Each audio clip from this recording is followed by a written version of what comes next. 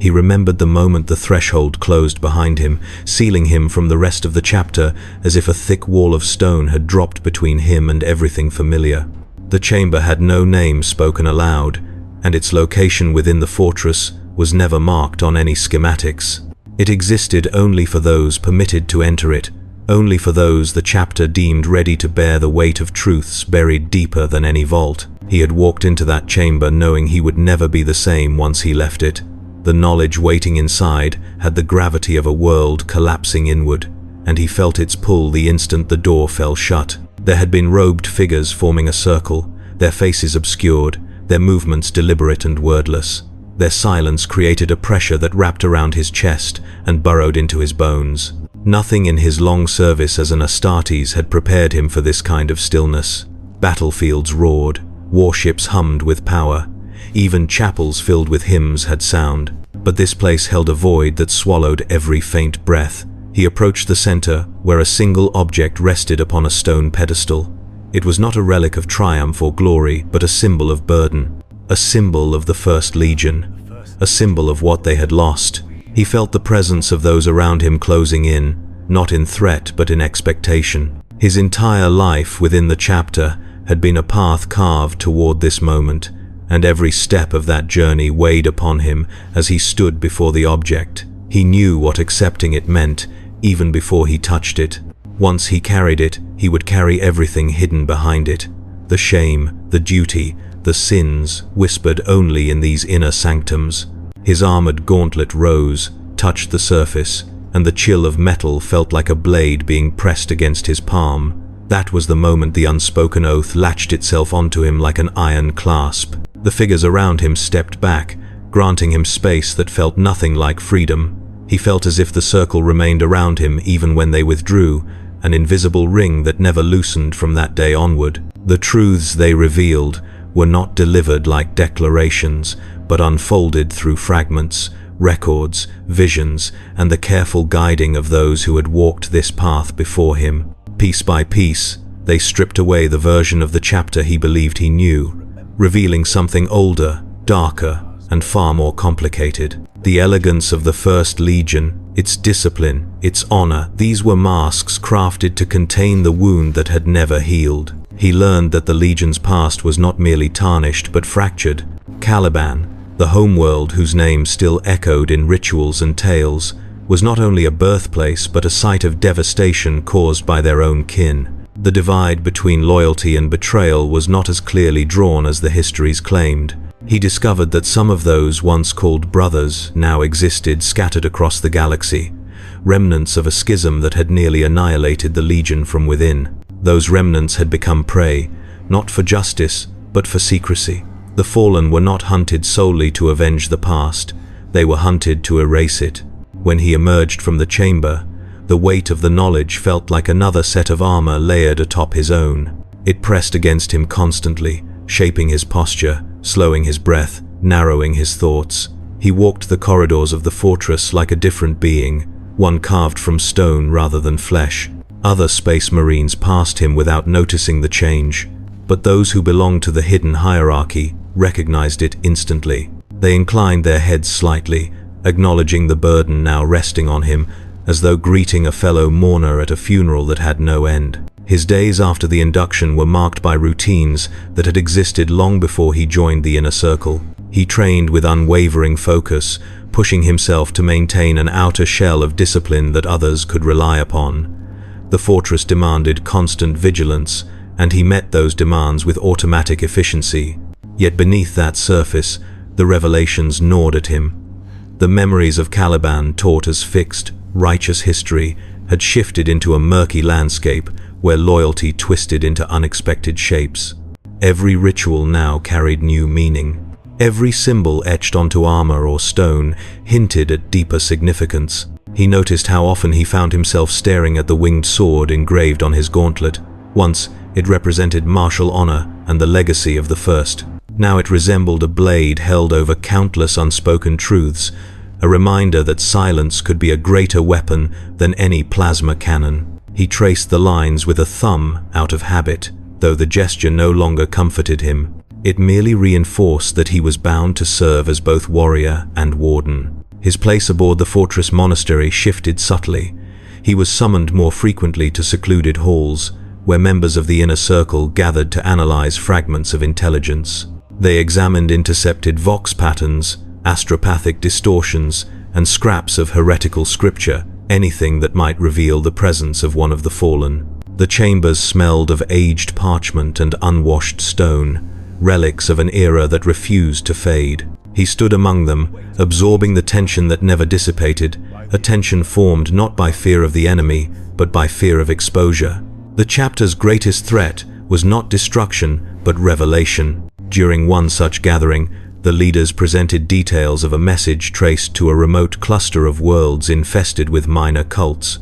The patterns within the transmission bore the unmistakable signature that only those inducted could recognize. It was not a voice or a phrase, but a cadence that tied back to a schism centuries old. The room held no spoken discussion.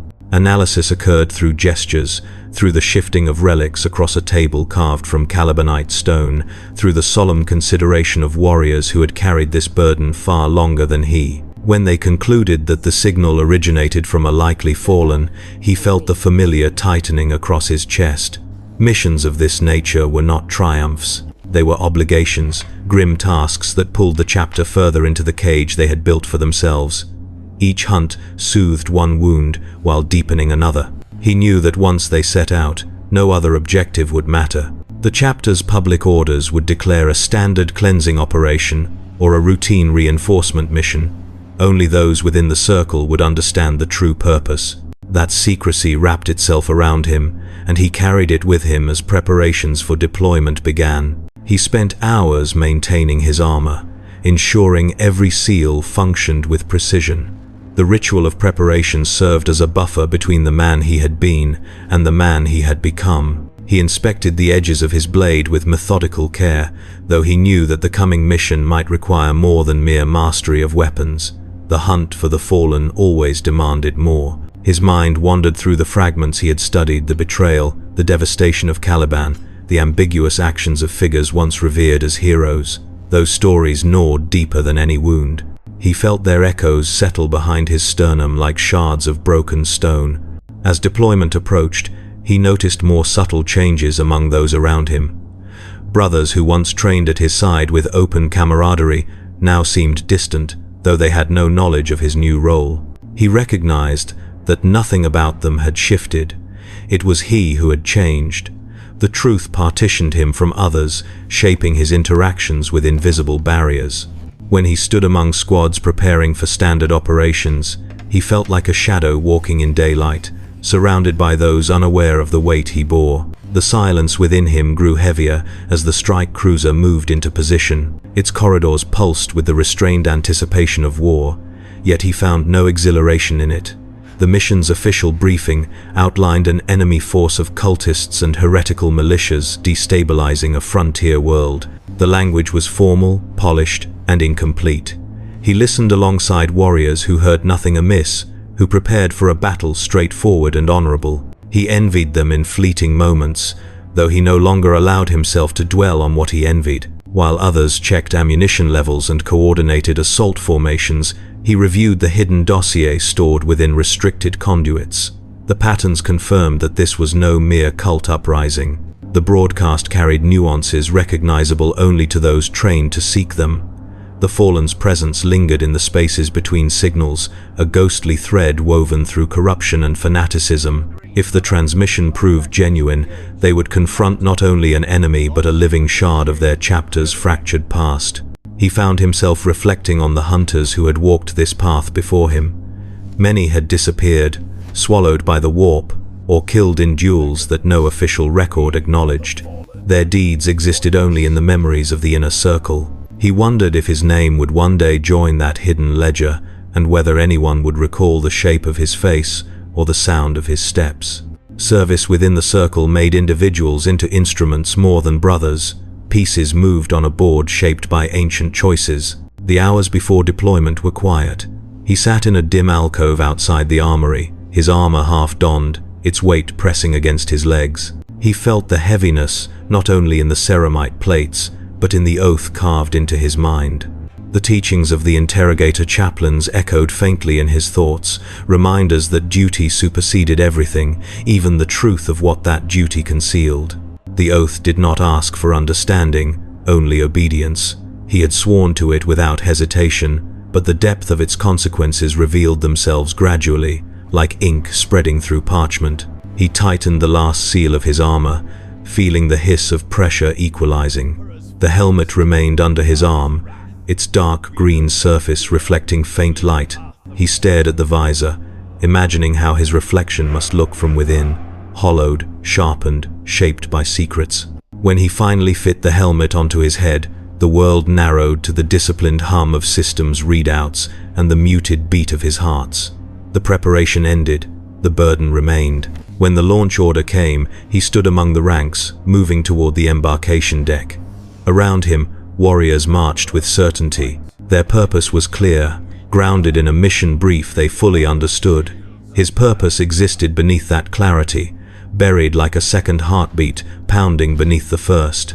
The chapter's battle hymn reverberated through the Vox channels, but all he heard was the echo of the vow he had taken in the chamber without a name. The oath had reshaped him, the truth had scarred him, and the hunt awaited. The rock hung in the void like a severed fragment of a dead world forced into perpetual service. To those outside the chapter, it was a fortress monastery, a symbol of the First Legion's endurance. To him, after the induction into the inner circle, it became something else entirely. Its corridors no longer felt only like lines of defense and discipline. They became the arteries of a being sustained by secrets, each chamber an organ sustaining a life built on silence. As he moved through those halls, he felt as if the entire structure observed him, evaluating whether he would prove worthy of the burden he now shared. His days settled into a rhythm that would have seemed unchanged to any observer. Training cycles continued as they always had. Weapon drills, tactical simulations, live fire exercises in cavernous ranges where the roar of bolters reverberated against rock that had once been the crust of Caliban. From the outside, he was simply another veteran battle brother honing his skills. Yet beneath that outward sameness, every action carried new weight. He no longer saw a firing range as merely preparation for war. It was also an arena where he had to ensure he remained sharp enough to confront foes who shared his gene seed and training, foes who understood the same tactics, the same doctrines, the same instincts. Hunting the fallen meant hunting distorted reflections of himself. Between training rotations, he found himself summoned more frequently to the chapels carved deep into the fortress. These were not the grand cathedrals where the majority of the chapter gathered for oaths and litanies. The inner circle used smaller, older spaces, where the air hung heavy with incense and age. Carvings on the walls hinted at scenes from the Legion's early history, but many of the figures were worn down or defaced in subtle ways. It was as if the stone itself had been instructed to forget. In these chapels, interrogator chaplains oversaw rituals that resembled confession, though they were less concerned with sin than with stability. Kneeling before the dim glow of sanctified candles, he felt their eyes upon him as keenly as any surgical tool. They asked for reports on his mental state, though they seldom phrased it in such clinical terms. They probed for signs of doubt, for any hint that the truths he had learned might be eroding his resolve. He offered them measured responses, describing his reactions to the revelations in terms of duty and acceptance. At times, they pressed deeper, referencing fragments of lore about Caliban, testing his grasp of events that most of the chapter believed were simple legends. He had to demonstrate not only knowledge but correct interpretation, a loyalty that reached beyond blind obedience into alignment with their guarded narrative. Those sessions left him drained in a way battle rarely did. Combat demanded strength of body and sharpened reflexes. These rituals demanded a continual reshaping of his innermost thoughts, forcing him to maintain a posture of unwavering certainty even as questions flickered at the edges of his consciousness. He learned to smother those questions quickly, not through denial, but through endurance. The oath he bore did not allow him the luxury of private speculation. Truths were not his to dissect. They were weights he carried without argument. Outside the chapels, he walked among brothers who did not share what he knew. They moved along the same corridors, knelt at the same altars, recited the same vows, but the structure of their understanding was different. They saw the Legion's history as a mostly unbroken line of service, punctuated by tragedy, but fundamentally loyal. He saw that same line as a fracture hastily sealed, the crack still running beneath the surface. When they spoke of Caliban during feasts or instructional recitations, they did so with a mixture of reverence and sorrow, as if mourning a fallen birthplace. He listened and measured how far the official tales drifted from the hidden records locked within the Inner Circle's archives. The rock itself intensified that sense of separation. Portions of the fortress were accessible to most of the chapter, including training halls, dormitories, armories, and primary chapels. Beyond those areas, sections existed that few ever entered. Reinforced doors without markings blocked certain passages, and armored sentries stood vigil in halls that seemed to lead nowhere. He had walked through some of those doors now, seen what lay beyond them. The memory of those spaces clung to him, even when he traversed more public areas. In one such restricted vault, data columns stood like silent sentinels, their glow dim and steady. They stored records from ages past, encrypted with layers of codes known only to the Circle. He had spent hours there, absorbing fragmentary accounts of the Legion's internal war, reports from officers now branded traitors, personal logs from warriors who had survived the death of Caliban only to endure the slow disintegration of everything they believed. The entries rarely spoke with certainty. They were filled with conflicting perspectives, half-informed observations, and attempts to justify actions made under impossible circumstances. Reading them, he realized that even the hidden truth was not singular. It was a mosaic of conflicting testimonies, pieced together by those who came later into something resembling a coherent narrative. That realization ate at him. The foundation of his new role required him to act as if the Inner Circle's version of events was definitive. Yet the records themselves suggested that even those closest to the catastrophe had struggled to understand what had happened and why. Loyalty, betrayal, manipulation, desperation, all of it swirled together in a storm that had destroyed a world and scarred a legion. The rock was that scar embodied in stone and adamantium. Occasionally, whispers of the fallen manifested within the fortress, not as audible sounds but as traces of their presence in the routines of the Inner Circle. He would notice a fellow member summoned unexpectedly to a private briefing, returning with a hardening in the eyes that hinted at something witnessed and not shared. He sometimes observed squads of robed figures escorting a lone, shackled form down a side corridor, their pace measured, their posture tense. He was not always permitted to know the details of every hunt, nor the identity of every captive brought aboard.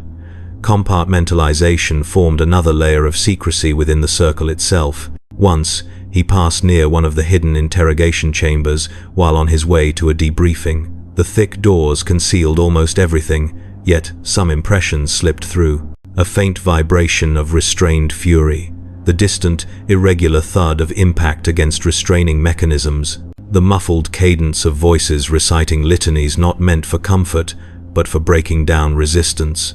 He did not linger.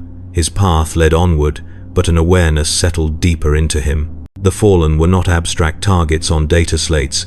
They were living remnants of the past, dragged into confined spaces where the Inner Circle attempted to extract both confession and control. His own duties expanded in scope. In addition to battle drills and spiritual evaluation, he assisted in sorting incoming intelligence streams, Vox intercepts from patrol fleets, astropathic echoes that might hint at familiar psychic signatures, reports from allied forces who had witnessed inexplicable behavior among unaffiliated Astartes. He learned to sift through this river of information for patterns so subtle that most would miss them entirely.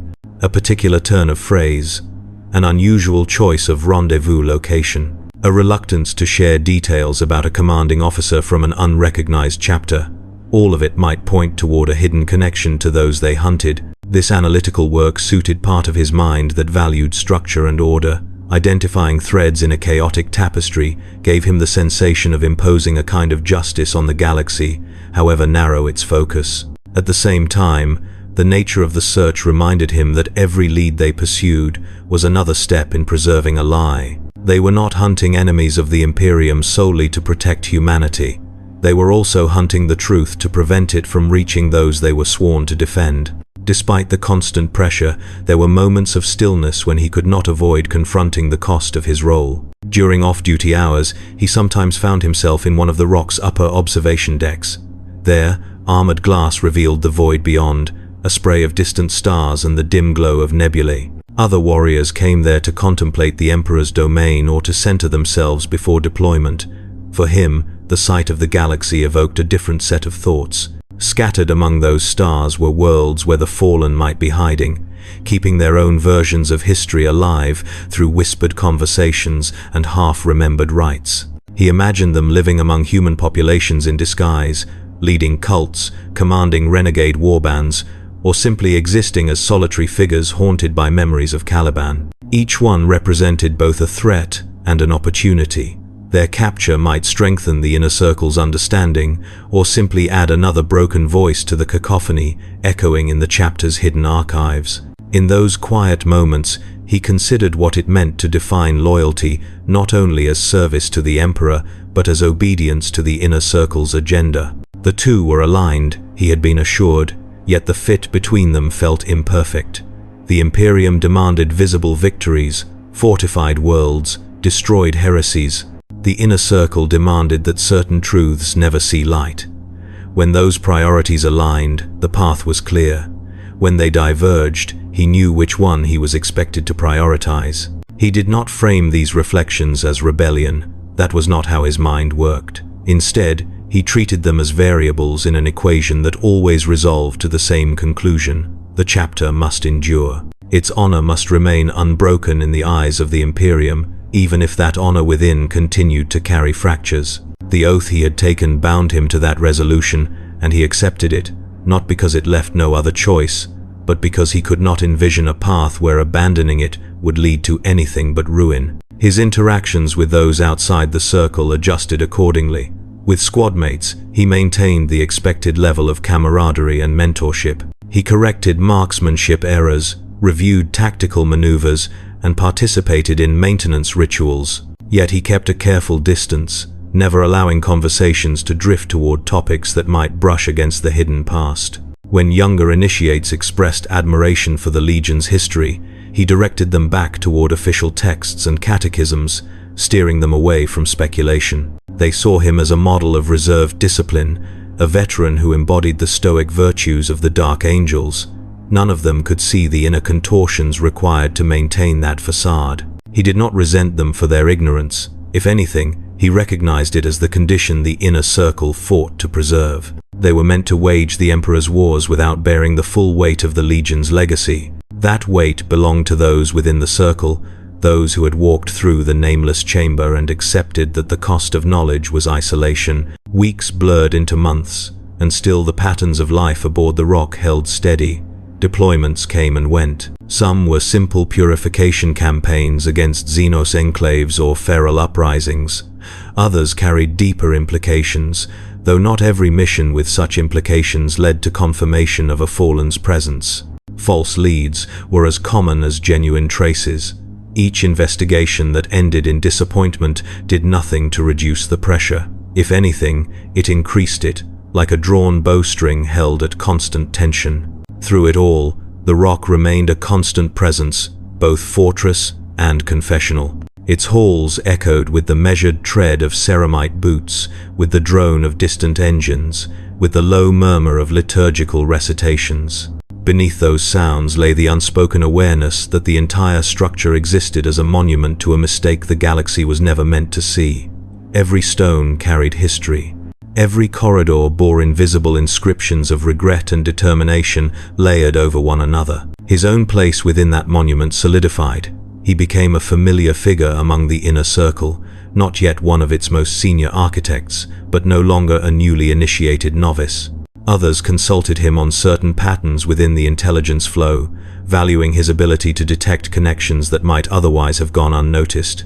He did not mistake this for trust in a personal sense. Their trust lay in his proven willingness to carry out the duties required of him, regardless of their moral complexity.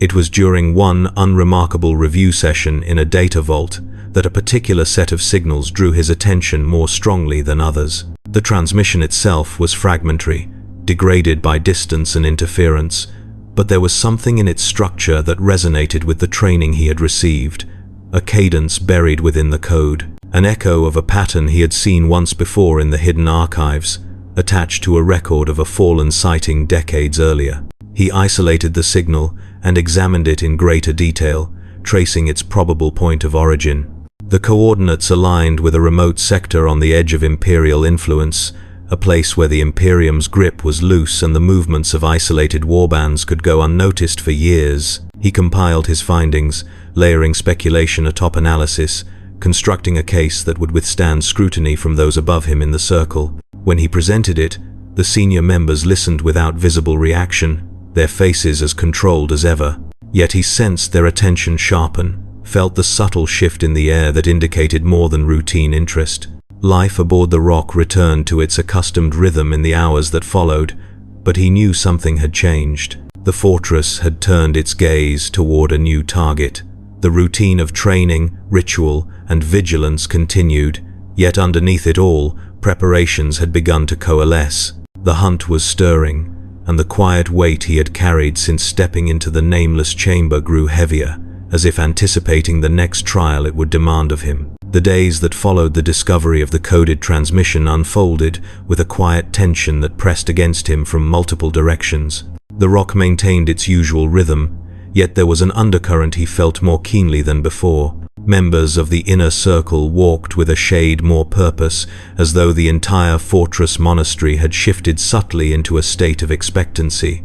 No announcement marked the change. It manifested instead in the kind of silence that filled a chamber just before a critical verdict was spoken. He continued his duties without deviation, aware that every action he performed now existed within the shadow of the intelligence he had uncovered. The senior figures in the circle offered no outward confirmation that his findings would guide their next move, but he recognized the deliberate manner in which they observed him when passing through restricted vaults or during ritual gatherings. They did not praise initiative nor acknowledge accomplishment in direct terms. Their regard was expressed through attention itself, and their attention had sharpened. During one of the mandatory evaluative sessions in the secluded chapels, he felt the weight of scrutiny more intensely. The interrogator chaplains inspected his bearing, searching for any sign that the pressure of his new role had begun to warp his composure. Their questions never took the shape of interrogation, but their intent resided in every gesture and every prolonged pause. He maintained the same calm discipline he had refined over years of service. The truths he learned rested heavily on him, but he ensured that the weight did not distort the edges of his spirit or reveal cracks the circle would find unacceptable. When the session ended, he stepped back into the dim corridor outside the chapel, sensing that the next stage of events was approaching. The signal he had traced still lingered in the forefront of his thoughts. He replayed its cadence in his mind, not because he doubted his analysis, but because the subtle familiarity of the encoded pattern made it impossible to forget. It resembled a voice from the distant past, not spoken aloud but embedded in structure, rhythm, and intention. The fallen communicated through indirect means, always cautious, always masking information behind oblique methods. He wondered if they coded these messages instinctively, or if the habits had taken form through centuries of exile and paranoia. His contemplation ended abruptly when a junior attendant in austere robes approached him. The attendant's presence alone marked significance, for such figures did not move through the fortress unless summoned by someone of influence. Without a word, the attendant presented a sealed directive bearing the mark of the inner circle. It bore no explanation, only the insignia that granted access to one of the strategy chambers located near the heart of the fortress.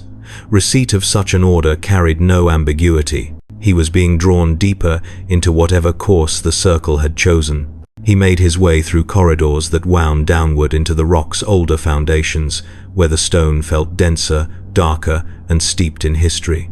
The chamber he entered was neither grand nor ornate.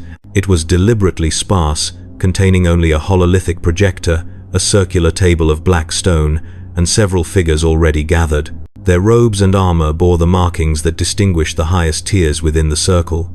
Their presence confirmed that the matter at hand reached beyond routine analysis. They acknowledged him with slight, controlled gestures, inviting him to stand among them. The hololithic display flickered to life, presenting a map of a remote sector on the fringes of Imperial influence. The coordinates he had identified pulsed slowly at the periphery like a faint heartbeat. Around it, faint projections of planetary signatures and warp routes cast dim glows across the chamber. The sector appeared mostly barren, dotted with half-recorded trade routes and abandoned colonies. To most of the Imperium, it would have been of little interest.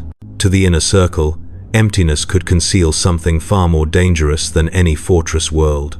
As the projections stabilized, one of the senior members adjusted the display, revealing a blurred astropathic echo correlated with the signal he had found. The layered data suggested movement, someone or something shifting through the region. The pattern of displacement bore the hallmarks of a lone vessel or a small group unwilling to attract attention. Its trajectory showed no consistent logic.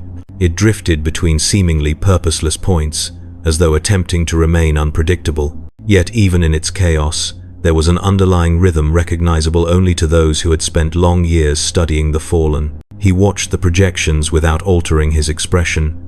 The confirmation that his analysis had not only been accepted, but had become the basis for strategic deliberation, settled into him like a cold weight. This was no minor inquiry. It was a lead substantial enough to draw the core of the circle's attention, and leads of that magnitude often ended in grim necessity. The circle did not discuss possibilities or theoretical alternatives. They did not speculate. They examined the data, evaluated the risks, and formed their unspoken conclusion through the subtle shifts in posture and the quiet adjustments of the hololithic display. The strategy that emerged was clear, without requiring explanation. A strike force would depart the rock and travel into that isolated sector.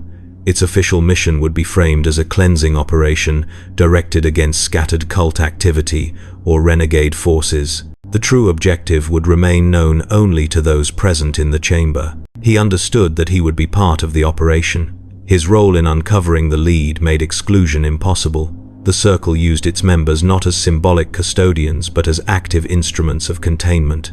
To locate a Fallen was to confront not only an enemy but a fragment of the Legion's fractured identity. Those who carried the burden of the hidden truth were expected to engage with it directly. After the meeting, the chamber emptied slowly, each robed figure departing with the same quiet precision with which they had arrived. He remained for a moment longer, observing the dim shimmer of the fading hololith. The signal pulsed once more before the projection collapsed into darkness. It reminded him of a heartbeat in the instant before death. He turned away and left the chamber, moving back through the fortress's winding corridors. Preparations began immediately. He spent the following hours checking his armor with greater thoroughness than usual, focusing on the smallest seals and power conduits. The upcoming deployment carried implications far beyond the destruction of heretical forces. The presence of a Fallen would demand absolute control, swift decisions, and readiness to confront not only a physical adversary but one tied intimately to the darkest threads of the Legion's past. He sharpened his blade carefully, aware that the weapon might soon be required to carry out duties few in the galaxy would understand, let alone condone. The rock hummed with activity as units assembled, weapons were sanctified, and strike craft were prepared for transit. Reports circulated through official channels, confirming that the chapter would soon depart for a frontier region plagued by disorder. None of the standard battle brothers questioned the sudden mobilization. They trusted the judgment of the senior commanders without hesitation. He moved among them with the same stoic composure expected of his rank, though internally the burden of the operation pressed harder than any campaign he had undertaken before. When the final summons reached him, directing him toward the embarkation decks, he felt the familiar tightening of the oath within him. The mission ahead was not one of conquest or defense. It was an act of preservation of the chapter's identity, of its buried history, of a secret that demanded unwavering guardianship. He stepped into the transport chamber with deliberate stride, the weight of his armor balanced by the far greater weight of the truth he carried. The engines of the strike cruiser rumbled through the structure, signaling imminent departure. Within that rising vibration, he felt the shape of the hunt beginning to form. The rock would soon release him into the void, and the oath would guide his hand. The days that followed the emergence of the hidden vault unfolded beneath an unspoken weight, one that pressed upon Shrouded with a persistence unlike anything he had known in decades of service. The oath he had offered beneath the stone arch of the somber chamber lingered within him as a living presence, shaping his movements, thoughts, and even the rhythm of his breath. The inner circle did not summon him again, yet their shadow followed him through every corridor of the bastion. He understood that such silence was rarely benign. It served as an echo of expectation, a reminder that one did not simply learn a secret of the Dark Angels and return unchanged. He immersed himself in the discipline of routine, but its familiar structure no longer offered the clarity it once had. The drills within the training cloisters felt different now. Each motion of his blade seemed to carry a weight beyond personal mastery. His armor, when sealed around him, felt almost like a ceremonial burden, as if the ceramite plates were absorbing the residue of the knowledge he had been forced to carry. Even the brothers who marched alongside him seemed altered, though he knew it was only his awareness shifting rather than their nature. The watchful presence of the Dark Angels' commanders became more evident as he resumed his duties. Shrouded noticed subtle patterns that had previously escaped his eye. Certain sergeants lingered near him during weapon inspections without explanation. Interrogator chaplains appeared more frequently in the training halls, their dark forms lingering at the edges of his sight. Each detail might have seemed insignificant when observed alone, yet together they formed a mosaic of controlled scrutiny. The order did not leave the newly initiated unwatched. He met each unspoken test in silence, offering no sign of discomfort. His devotion to discipline forged an expressionless calm over his features, yet his mind remained in constant motion. The name spoken in the vault, Luther continued to slip through his thoughts like a shadow that refused to dissolve. The inner circle had revealed nothing further, but Shrouded sensed the shape of a story far larger than the words granted to him. It pressed upon him as if urging him deeper into the labyrinth of secret history. Assignments resumed as usual, though none took him beyond the walls of the fortress. This, too, was a pattern he interpreted as deliberate. He was being kept close, observed, measured. The tasks given to him were precise and unremarkable on the surface, yet each required interaction with relics or recorded histories connected to the Legion's earliest days. He was sent to catalog recovered fragments of ancient armor taken from an abandoned landing site deep within Caliban's forests. He was ordered to supervise the restoration of a battered heraldic shield whose markings belonged to an era that predated his birth by millennia.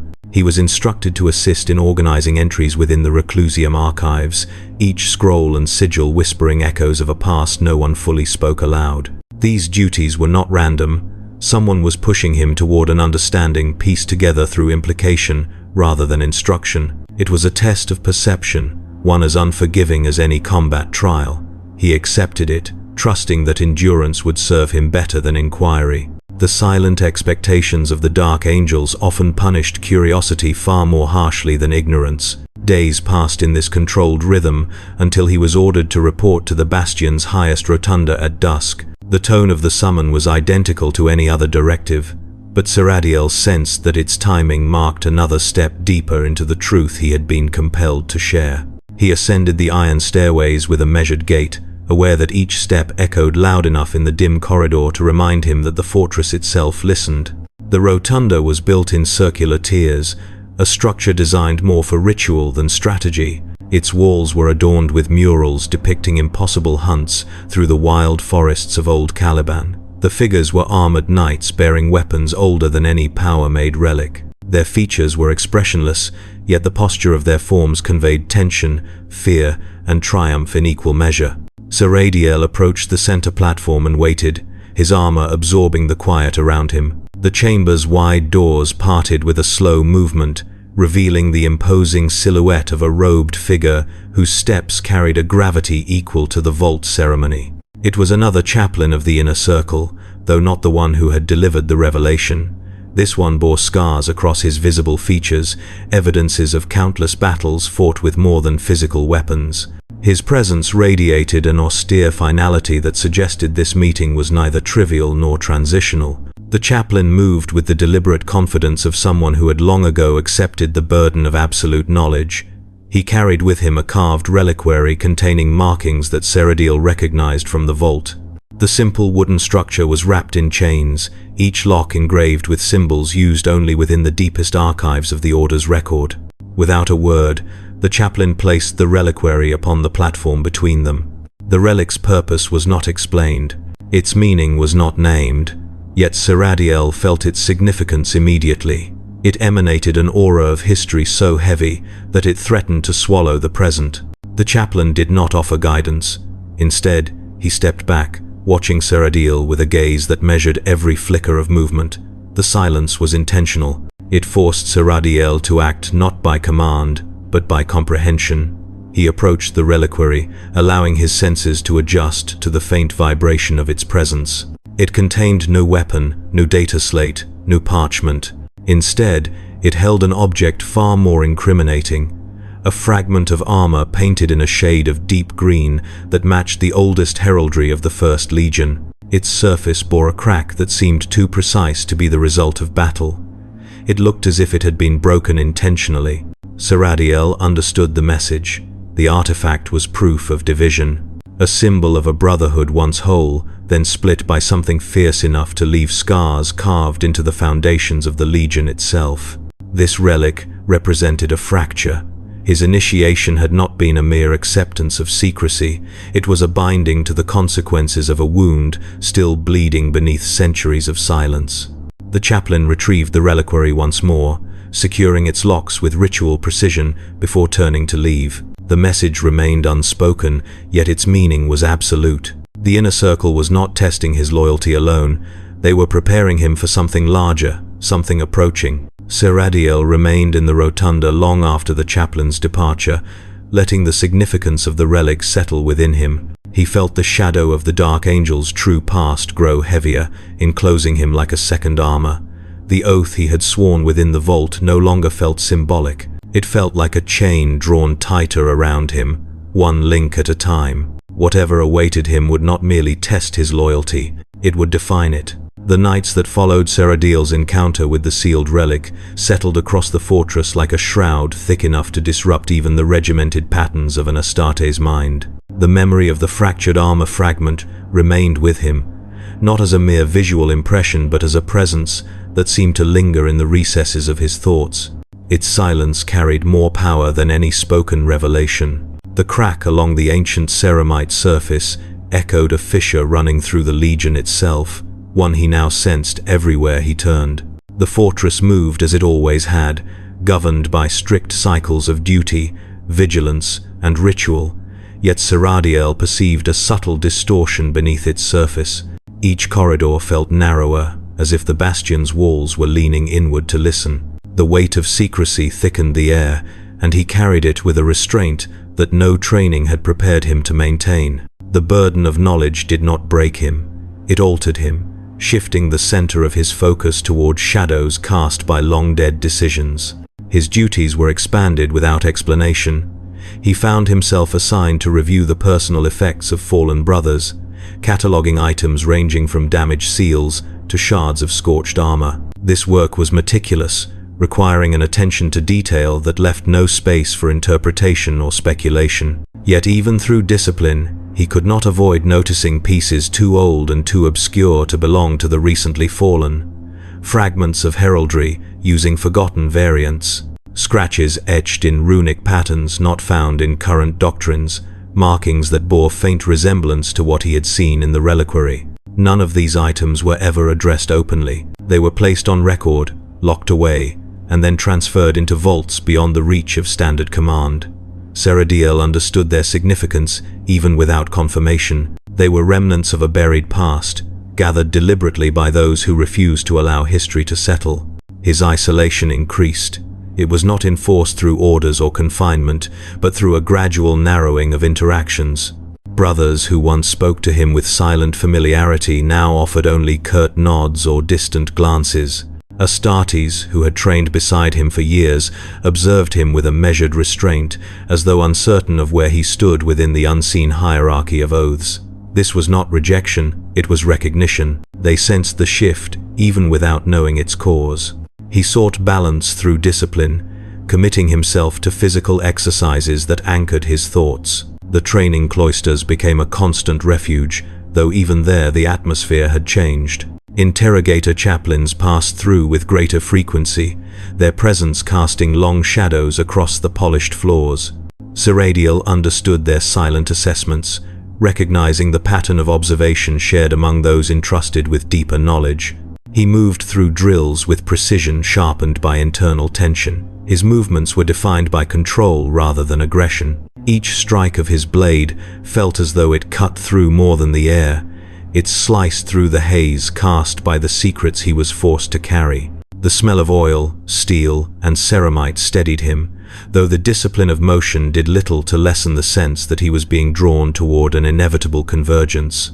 Late in the cycle, he was assigned to accompany a small cadre of veterans into a restricted wing of the archives. These warriors bore robes over their armor, a signifier that placed them beyond the common hierarchy. They moved with the deliberate coordination of individuals accustomed to operating in silence. The chamber they entered was lined with stone shelves carved long before the Imperium ever touched Caliban. Scrolls sealed with wax and tablets etched in the old tongue filled the alcoves. Shrouded's task was simple: examine each artifact for signs of environmental wear and record their state for restoration. The simplicity of the work hid the true intent behind the assignment. He was being given proximity to documents that contained the Legion's earliest memories, pieces of history preserved not for pride, but for containment. As he worked, he felt the gaze of the robed veterans settle upon him repeatedly. Their scrutiny was not hostile, nor was it suspicious. It was evaluative, as though they were measuring how the presence of ancient truth influenced the movements of one newly bound to the inner circle's obligations. Shrouded continued with steady focus, refusing to betray any reaction to the layered narratives hidden within the archive. Hours passed without a word spoken by anyone. The silence thickened into something ceremonial. The veterans left as quietly as they had arrived, leaving Shrouded to finish the last of the cataloging alone. When he secured the final artifact and sealed the chamber, he understood that the task had served its purpose. The inner circle was testing his resilience against the unspoken history of their fractured order. In the cycles that followed, Shrouded's duties shifted again. He was assigned to observe the induction process of new recruits drawn from the scattered remnants of Caliban's surviving bloodlines. Young aspirants were shaped through rituals that had changed little since the earliest days of the Order. Shrouded watched their progression, noting the unwavering discipline with which each youth faced the transformations imposed upon them. Yet beneath their trials he felt another purpose, one that mirrored his own path. The Dark Angels molded their warriors not just with steel and gene seed, but with measured exposure to secrets that defined the Legion's hidden identity. The longer Shrouded observed, the more he recognized the weight carried by those who guided the recruits. Every gesture of instruction seemed tethered to an expectation centuries in the making. Every moment of silence spoken between veteran and aspirant resembled an echo of the same silence imposed upon him. As his responsibilities deepened, so did his awareness of the fortress's unseen structure. There were paths that seemed to shift, depending on who walked them. Sealed chambers that opened only for certain members of the inner circle. Rituals conducted behind doors no ordinary battle brother would ever approach. Shrouded learned to navigate this environment with disciplined caution, accepting the presence of invisible boundaries without questioning them. Night settled across the bastion once more, and Shrouded found himself walking alone along the upper ramparts. The view offered little comfort. The surrounding forests stretched into darkness without end. Yet even the stillness of the world below did not ease the internal tension building within him. The fractured artifact had revealed its meaning not through explanation, but through the responsibilities imposed upon him afterward. He recognized that the inner circle had begun his true initiation, one carried out not through instruction, but through burden. He sensed that a turning point approached.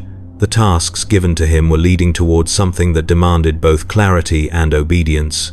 The truth he had been shown was only a fragment of a larger structure, and the foundations of that structure trembled beneath the weight of ancient betrayal. The Dark Angels were a legion defined not by their victories, but by the secrets they guarded. Shrouded now lived within those secrets, and soon they would require more from him than silence. The fortress stirred with an energy Shrouded had not felt since before his induction into the inner circle's periphery. It was not the frenzy of open war, nor the anticipation of deployment. Instead, it carried a quiet tension that threaded through the bastion's halls like a pulse beneath stone. Every movement of the garrisoned warriors reflected a controlled urgency, as though the entire fortress inhaled in unison and held its breath. Orders arrived without explanation, summoning selected companies to preparation chambers deep within the bastion's armored interior. These musters were not uncommon, yet the pattern of warriors chosen deviated from typical deployment structures. Veterans, with long records of silent service, passed through the halls beside those recently returned from distant campaigns. No one questioned the arrangement. They moved with the rigid discipline expected of the First Legion, though Shrouded sensed an unspoken apprehension among them. Those chosen understood their summons represented something significant, even if they could not name its purpose. Shrouded was among those selected. His path through the bastion carried him through levels he had rarely accessed. Each checkpoint recognized his presence without hesitation. Security protocols opened before him as though prepared for his arrival. This was not merely another assignment. It was an inclusion, deliberate and precise, into an operation woven through layers of secrecy. He entered the arming chamber designated for the mustering force. The space was large, lined with racks of weaponry and sealed crates bearing sigils of the First Legion. The air held the metallic tang of sharpened steel and ozone lingering from power field calibration. Dozens of dark angels were already present, each conducting their preparations with ritual precision. Armor plates were locked into place with measured movements. Blades were inspected for microscopic imperfections. Relics were secured to harnesses in silence. Shrouded joined them, his actions guided by instinct refined over years of service. Yet beneath his calm exterior, he felt the weight of the unknown pressing against him. The tasks assigned to him in the preceding cycles had not prepared him for battle, yet they had reshaped him in ways that affected every motion of his hands. He understood that whatever awaited them would not resemble a conventional conflict. There was a singular purpose behind this muster, one aligned with the inner circle's hidden architecture. He secured his armor piece by piece, allowing the familiar weight to settle across his form. The plates locked into place with mechanical precision, forming a shell that concealed tension behind disciplined stillness. He tested the servos of his gauntlets, ensuring that each joint responded without hesitation. The quiet hum of the power core radiated through the armor, resonating in steady pulses that aligned with the rhythm of his twin hearts. His weapons awaited him on a dedicated rack. The bolter was immaculate, its casing polished to a muted sheen. The blade beside it bore the heraldry of the Dark Angel's earliest designs, its edge honed to a razor-thin line. He inspected both with deliberate care, noting the slight imperfections in the bolter's firing chamber and the faint discoloration along the blade's hilt. These were marks left by previous campaigns, reminders of the Legion's unbroken history. He accepted them with reverence, acknowledging the burden carried by every weapon wielded in the name of the First Legion. Across the chamber, warriors donned robes over their armor, garments of deep green and bone white that marked roles beyond the standard hierarchy. Their presence added gravity to the muster. Shrouded recognized some as veterans of revered standing, individuals often seen only in the proximity of chaplains or high-ranking commanders. Their inclusion signaled the complexity of the mission ahead. The tension in the room escalated as additional warriors arrived carrying lockboxes engraved with the sigils of the inner circle. These artifacts were deposited at the chamber's central altar, a raised platform adorned with symbols carved in the language of old Caliban. No instructions were offered, but every warrior present understood that these items would play a role in the operation's execution. Shrouded finished his preparations and observed the chamber's activity with a measured stillness. The movement of the Dark Angels formed a silent rhythm, each action aligning with an unseen pattern. No words were exchanged, yet each warrior seemed to understand the steps required. It was as though the fortress itself had choreographed the muster, guiding them through rituals refined over centuries.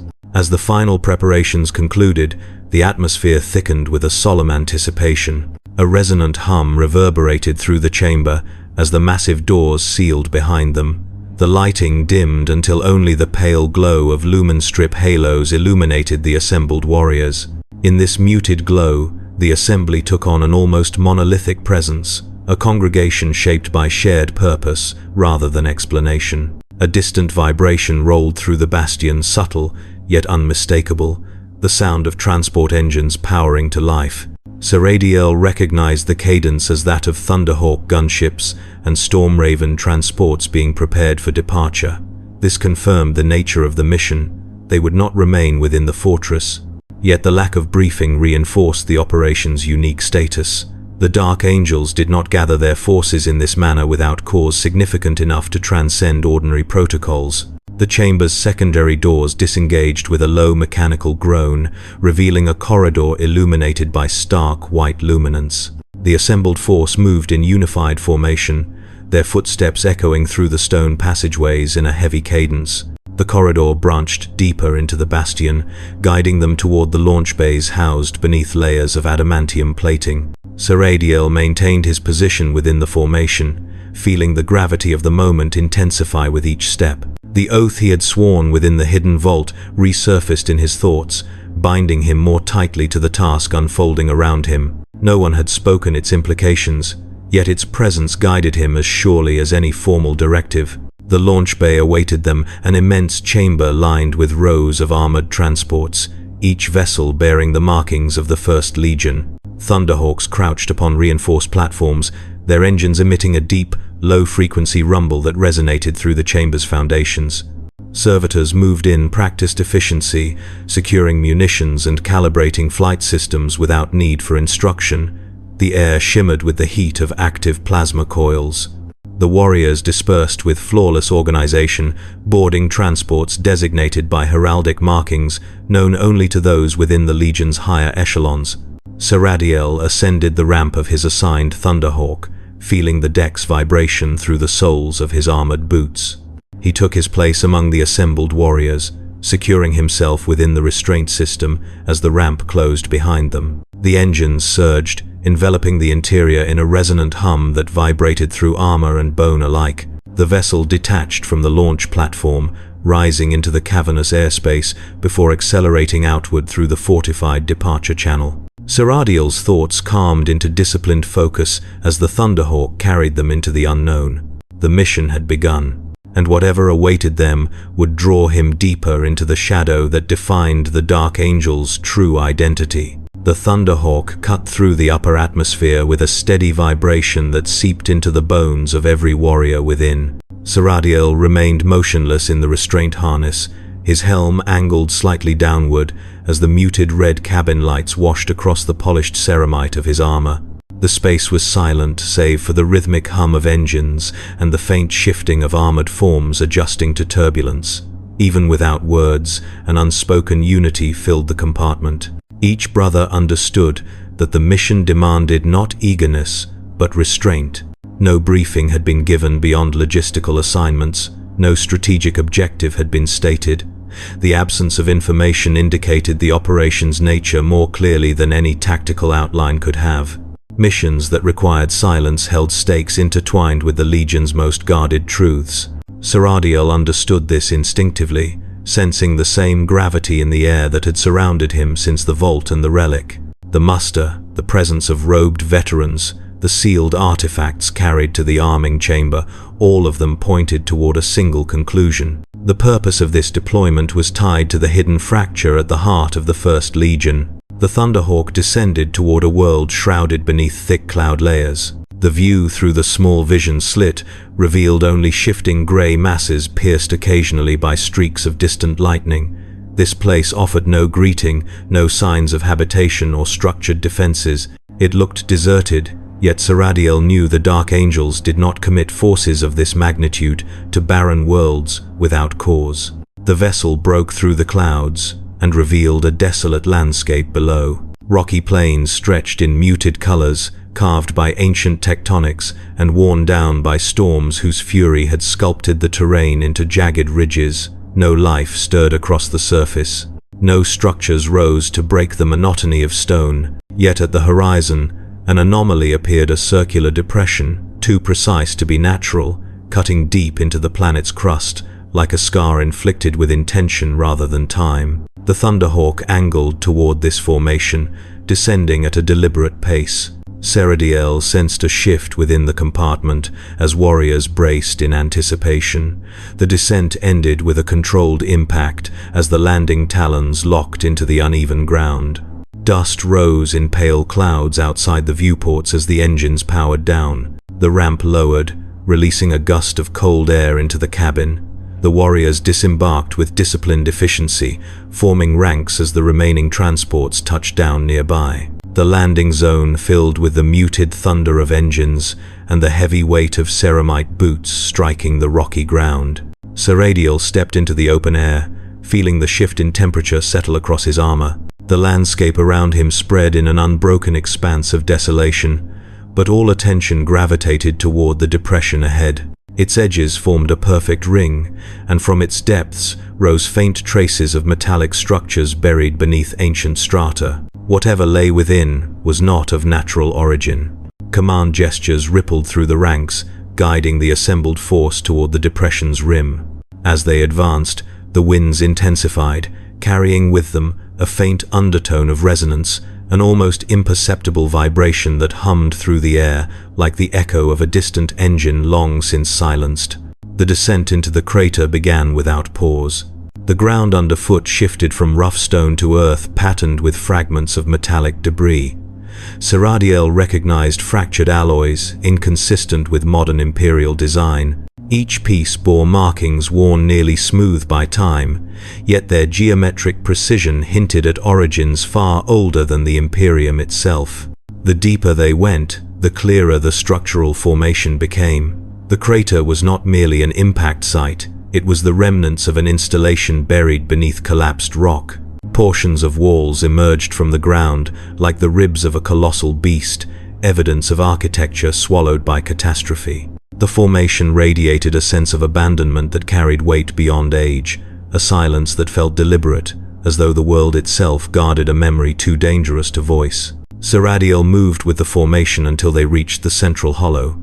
There, the remains of a great bastion stood partially exposed. Its structure, though damaged, retained the unmistakable aesthetic of Calibanite design, stone columns reinforced with ceramite, angular buttresses, shaped by martial traditions older than the Imperium. The style was familiar, but its scale and placement led Shrouded to a realization as cold as the wind that swept across the crater. This place bore the marks of the Order, the knightly brotherhood that had once ruled Caliban. The implications struck with unsettling clarity.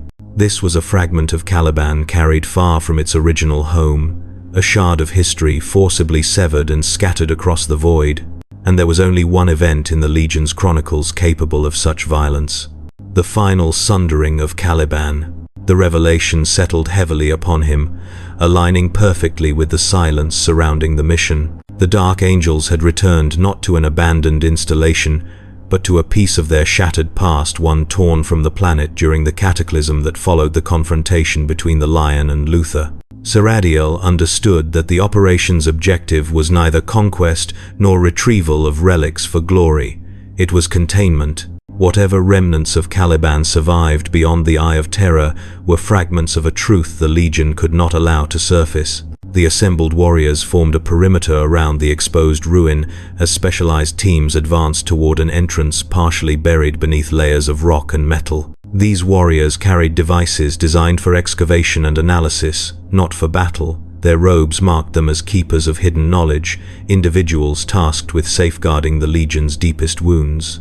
Shrouded watched their movements, sensing again the silent chain linking this mission to every encounter he had faced since the vault. The relic he had been shown, the relics catalogued, the artifacts restored, the patterns observed each moment had been preparation for this confrontation with history. A signal moved through the ranks, and the formation shifted. Shrouded and a selection of veterans were directed toward a breach newly opened by the excavation team. The entrance descended into darkness, the pathway framed by collapsed stone and fractured ceramite. A faint glow emanated from within, one that pulsed with a slow rhythm that resembled the dying heartbeat of a structure refusing to surrender its final secrets. Shrouded crossed the threshold, feeling the weight of the subterranean chamber envelop him. The air inside was dense and cold, carrying traces of ozone and dust older than the Imperium. As he advanced deeper, the walls around him revealed carvings barely visible beneath layers of erosion. They depicted the ancient knightly orders of Caliban, their armor depicted in the style preserved only in the oldest records. A name surfaced within his thoughts, not spoken, not remembered through instruction, but emerging naturally from the imagery etched into the walls. The name that had defined his initiation, the name that shaped the fracture at the heart of the Legion. Luther. The resonance deepened around him as if the halls themselves remembered the echo of that name. Shrouded continued forward, understanding that the mission had only begun and that its purpose was no longer hidden from him. The dark angels had returned to recover what remained of a truth buried not only in stone, but in shame, and Shrouded was now part of its unearthing. The descent through the buried structure unfolded in a steady progression, marked by the muted thrum of armored footsteps on ancient stone. Shrouded felt the weight of centuries pressing in on all sides, the lingering residue of events that had reshaped the destiny of their legion. The deeper he advanced, the more the air thickened with dust and cold. The corridors shrank into narrower passages where armored forms were forced to maneuver with calculated precision. The walls bore carvings whose edges had softened beneath time's erosion, yet their meaning persisted in the posture of the depicted knights, warriors bearing the crests of old Caliban, standing vigilant in stances shaped by rituals nearly forgotten. The illumination provided by their helmet displays cast pale arcs of light across the stone and fractured ceramite, revealing further signs of structural trauma. Portions of the walls were collapsed inward, crushed by an impact violent enough to deform alloy plating and stone columns alike. These breaks were not the result of gradual decay. They were scars left by a force, sudden and catastrophic. Shrouded recognized the pattern from archived battle records, describing the final cataclysm that tore Caliban apart. This fragment of the past had been hurled through the void, with enough fury to break the world itself, carrying with it the remnants of a shattered brotherhood. The squad pressed on, guided by strategic positioning rather than spoken instruction. Their formation adapted automatically to the constraints of the environment. Warriors at the vanguard cleared debris, while those behind held disciplined vigilance. Shrouded maintained a position among the central ranks, observing the environment with both tactical precision and subdued introspection. Each step carried an echo of familiarity, the architecture, the iconography, the remnants of Caliban's knightly lineage. This place was not merely a ruin, it was a sepulchre built from the remnants of a world torn apart. The passage eventually widened into a vast chamber whose ceiling had partially collapsed, allowing a thin shaft of natural light to pierce the gloom. The single beam revealed dust suspended in the air like the remnants of a long disrupted stillness. At the center of the chamber rested a raised platform constructed from slabs of stone reinforced with metallic edging. Its shape resembled the sanctified altars found in the deeper halls of the Order's ancient monasteries. The surrounding floor bore concentric engravings that had survived the devastation with surprising clarity. The patterns encircled the platform in repeated motifs of wings, swords, and broken chains. The chamber's significance was unmistakable. It was a place where oaths had once been sworn. The warriors dispersed into a perimeter around the room, leaving the interior space undisturbed. Shrouded approached the platform, sensing the quiet weight that lingered over it. The stone surface bore faint markings that resembled the remnants of ritual inscriptions. Portions of the text had been erased by time or damage, yet fragments remained legible enough to evoke associations from his training. These oaths predated the Imperium's arrival on Caliban. They belonged to a lineage that the Legion had never fully relinquished, even after becoming angels of death. As Shrouded examined the engravings, faint vibrations drew his attention toward a secondary chamber, partially obscured by debris. A narrow passage led downward into darkness, deeper than the rest of the ruin. The excavation teams had not yet reached this section, but the architecture indicated a path intended for ritual progression. Shrouded moved toward it with cautious precision, his senses attuned to every shift of the stone underfoot. The descent took him into a chamber smaller and more confined than the others. Here, the air was colder, carrying the faint scent of oxidized metal. The structure's deepest secrets had been preserved by the surrounding debris, protecting them from erosion. In the center of the chamber stood a statue, its features weathered yet discernible beneath the layers of dust.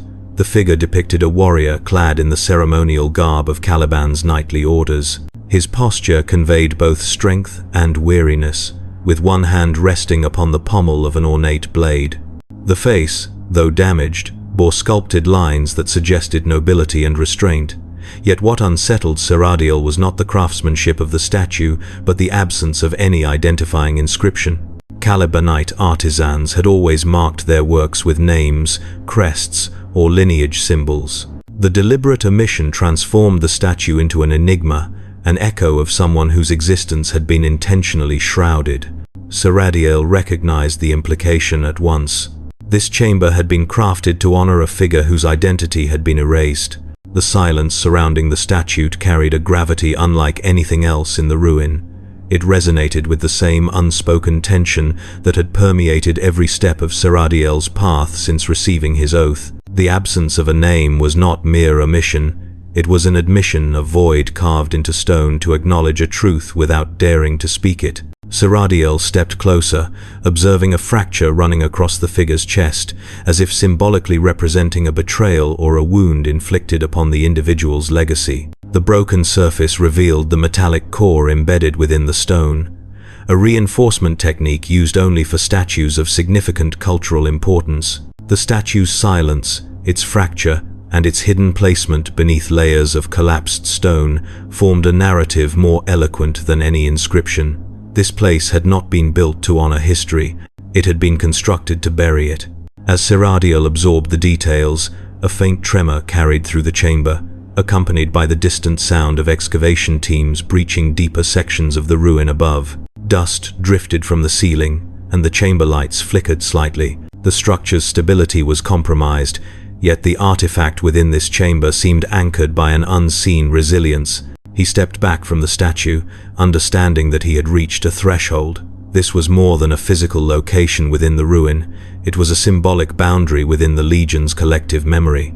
Beyond this point, the truths he would uncover could not be unlearned. They would bind him as tightly as the oath he had taken in the vault, an oath that now felt like preparation rather than conclusion. The presence of the statue marked the beginning of the Legion's deepest fracture.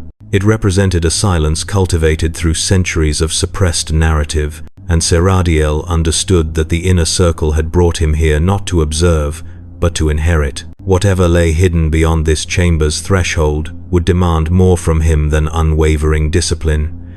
It would require a resolve shaped by the burden of knowing how the First Legion had become divided against itself. The excavation above continued, echoing through the stone like the steady beating of a buried heart.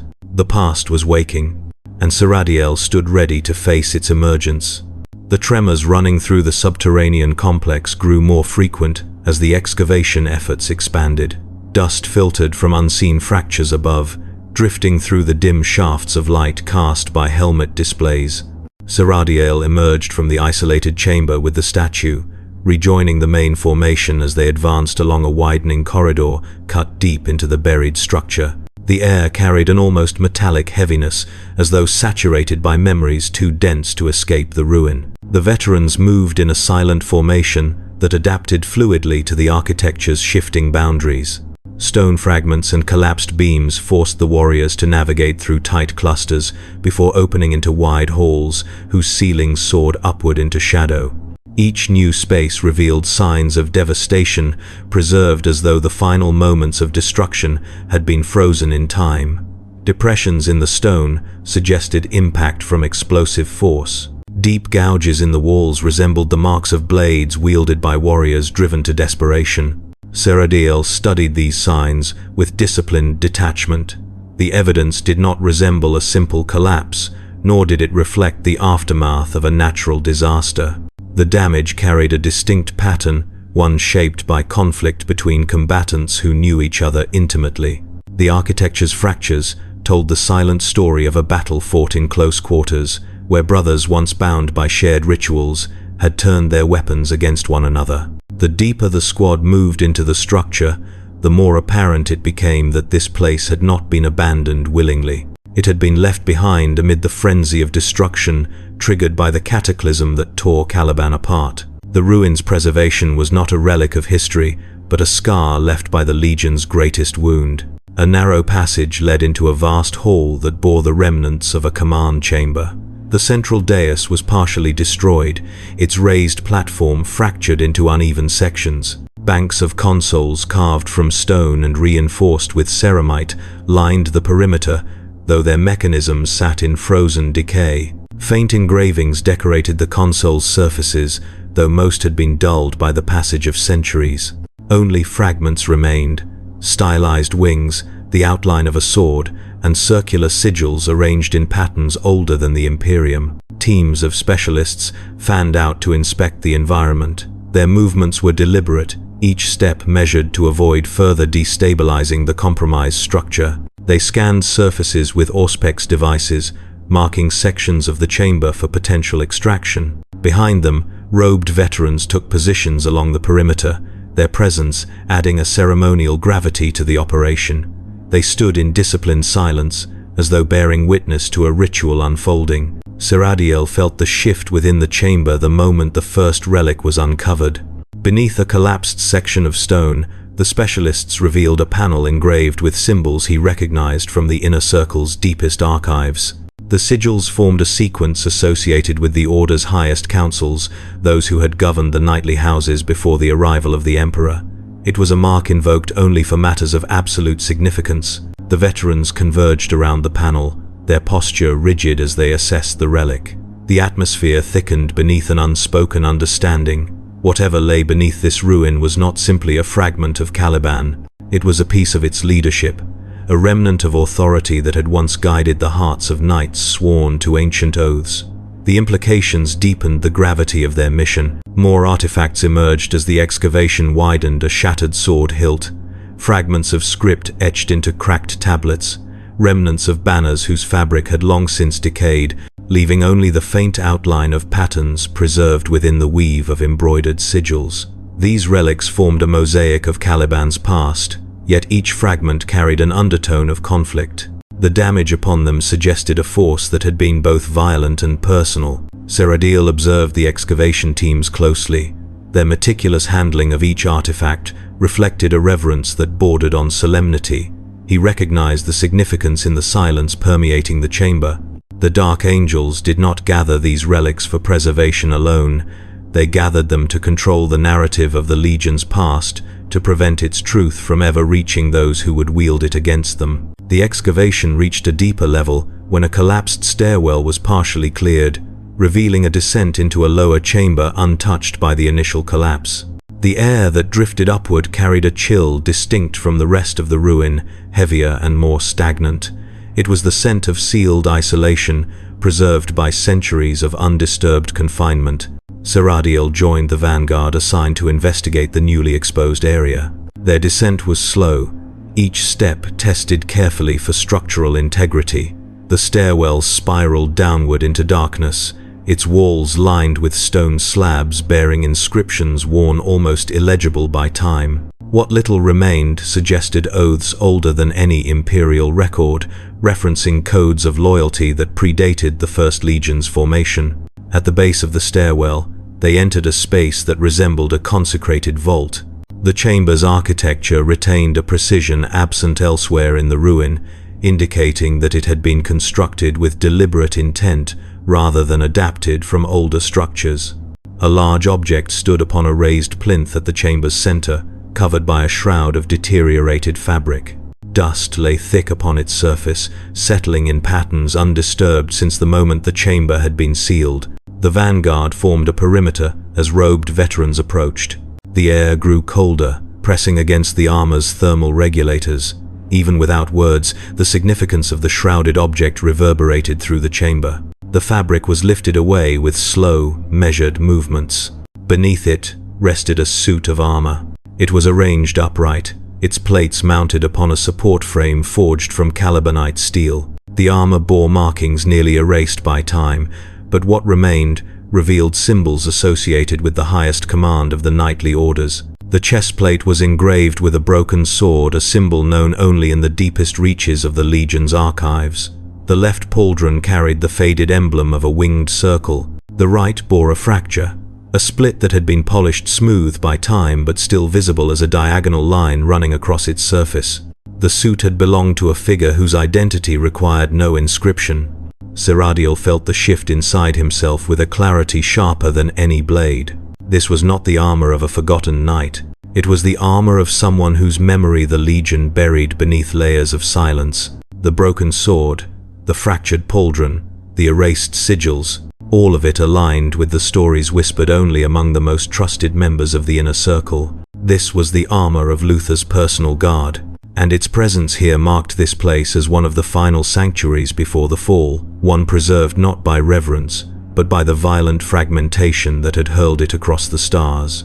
Shrouded understood then that the ruin was not merely a remnant of Caliban. It was a tomb for the Legion's shame, and he had not been brought here to witness it. He had been brought to inherit its burden. The chamber absorbed the presence of the assembled warriors with a stillness that felt almost sentient, as though the buried structure recognized the return of those who had inherited its legacy. The relic armor of Luther's personal guard dominated the room, its damaged plates positioned with a ceremonial rigidity that implied both reverence and caution. Dust clung to the engraved symbols as if refusing to yield the last fragments of identity time had not claimed. The atmosphere thickened with an unspoken acknowledgement of the armor's significance. The veterans who had long borne the hidden truths of the Legion stood rigid around the plinth, their posture shaped by the gravity of memory. The ruin had become a place not of discovery, but of confrontation, a meeting point between the fractured past and the present, shaped by unending absolution. Shrouded remained among the vanguard, silent and unmoving. The chamber's cold air brushed against his armor with a pressure that seemed to mirror the weight settling within him. The relic before him represented not a fallen warrior, but the remnants of an ideal that had once stood beside the Primarch in loyalty before being consumed by betrayal. The fracture in the pauldron, the broken sword etched into the chestplate, these were symbols of a bond shattered by decisions that had reshaped the destiny of the First Legion. The excavation teams continued their methodical work around the perimeter, clearing debris to reveal more of the buried sanctum. Fragmented pieces of shattered stone and ceramite exposed the remnants of ritual alcoves and weapon racks. Each artifact uncovered fit into the narrative forming in Shroudel's mind. This place had been a sanctuary for warriors who once believed they stood for righteousness, even as they marched toward a future defined by division. The structure trembled again, a low vibration passing through the stone beneath their boots. Dust floated in thin streams through slivers of light cutting across the chamber. The ruin was not stable. The excavation had disrupted the balance that had preserved its interior for centuries. Cracks formed along the ceiling, spreading in jagged lines like veins of old wounds reopening. Yet no warrior moved from his position. The ruin threatened collapse, but the mission demanded stillness. The relics had to be secured, their existence removed from the eyes of those who could never be permitted to witness them. The truth held within these walls was not history, it was condemnation. The robed veterans began their ritual of reclamation. Their movements were deliberate, guided by ancient protocols carried forward through generations of secrecy. They approached the armor with careful precision, their hands tracing the air above the relic as though acknowledging the presence of the warrior who once wore it. Their ritual motions were not veneration but containment, a process meant to detach the object from its origin and bind it instead to the will of the Legion. Shrouded understood the meaning behind the ritual. This was not the preservation of heritage, it was the removal of a threat. Silence deepened as the armor was carefully dismantled from its support frame. Each piece was placed into sealed containers marked with the sigils of the inner circle. The fractured pauldron was secured within a reinforced case lined with obsidian slabs. The chestplate, bearing the broken sword emblem, was locked into a container whose seals glowed faintly as they activated. The gauntlets, greaves, and helm followed, each item joining a procession of relics destined never to be seen by uninitiated eyes. Shrouded watched every movement with disciplined attention. The ritual did not disturb him. It felt inevitable. The hidden truth of the Legion was a burden that demanded containment, and he now stood within its gravity. His oath from the vault had been the threshold. This mission was its fulfillment. As the relics were secured, a deeper tremor shook the chamber.